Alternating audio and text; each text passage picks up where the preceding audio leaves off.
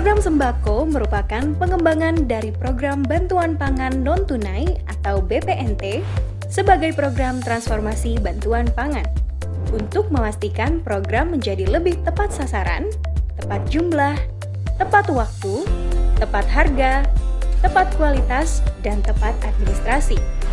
Program sembako diharapkan dapat memberikan pilihan kepada keluarga penerima manfaat dalam memilih jenis, kualitas, harga, dan tempat membeli bahan pangan.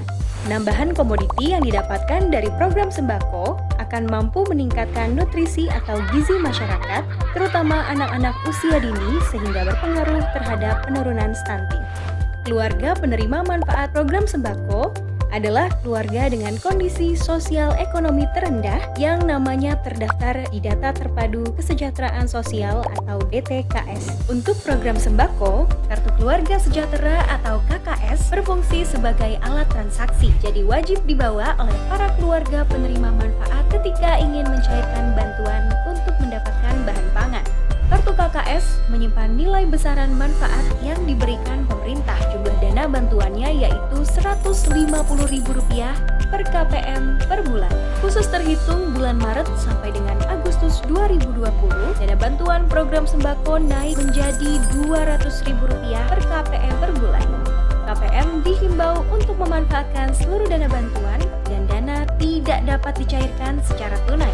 KPM dapat memilih bahan pangan yang memiliki sumber karbohidrat seperti beras atau bahan pangan lokal seperti sagu dan jagung pipilan, sumber protein hewani seperti telur, ayam atau ikan, sumber protein nabati seperti kacang-kacangan, dan sumber vitamin dan mineral seperti sayur mayur dan buah-buahan.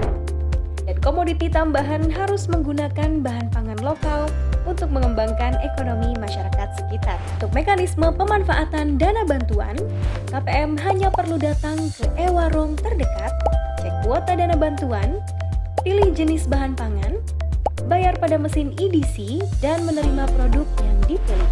KPM dapat memanfaatkan dana bantuan melalui e-warung yang telah bekerja sama dengan bank penyalur. KPM berhak memilih e-warung terdekat untuk membelanjakan dana bantuan program sembako tanpa ada paksaan dari pihak manapun.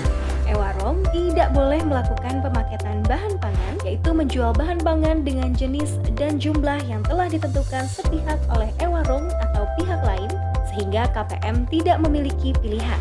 Hal ini dikarenakan KPM berhak menentukan jenis dan jumlah bahan pangan yang sudah ditetapkan untuk dibeli dengan bantuan program sembako. KPM dapat mencari e-warung lain yang menjual barang dengan harga dan kualitas yang lebih baik, serta dapat menyampaikan keluhan ke perangkat desa atau aparatur kelurahan, tenaga pelaksana bansos pangan, dan saluran pengaduan lainnya apabila terdapat penentuan harga yang tidak wajar. Program sembako dilaksanakan di seluruh wilayah Indonesia, termasuk wilayah yang memiliki keterbatasan dari sisi infrastruktur non-tunai, sinyal telekomunikasi, dan akses geografis dengan memberlakukan mekanisme khusus untuk wilayah-wilayah dengan kendala akses tersebut. Pemanfaatan bantuan program sembako di wilayah khusus dapat dilakukan dengan dua mekanisme, yaitu mekanisme online dan mekanisme offline. Mekanisme online dilakukan seperti mekanisme reguler dengan menggunakan KKS pada mesin EDC online, dan mekanisme offline dilaksanakan setiap 2 hingga 3 bulan sekali pada titik tertentu yang telah disepakati antara tim koordinasi bansos pangan dan bank penyalur di daerah sesuai dengan kemudahan akses dan ketersediaan jaringan telekomunikasi. Untuk pencairan bantuan dengan mekanisme offline, para KPM juga harus membawa kartu KKS dan identitas asli. Perlu diingat, jika dana bantuan program sembako tidak digunakan selama 3 bulan, maka uang akan dikembalikan ke kas negara.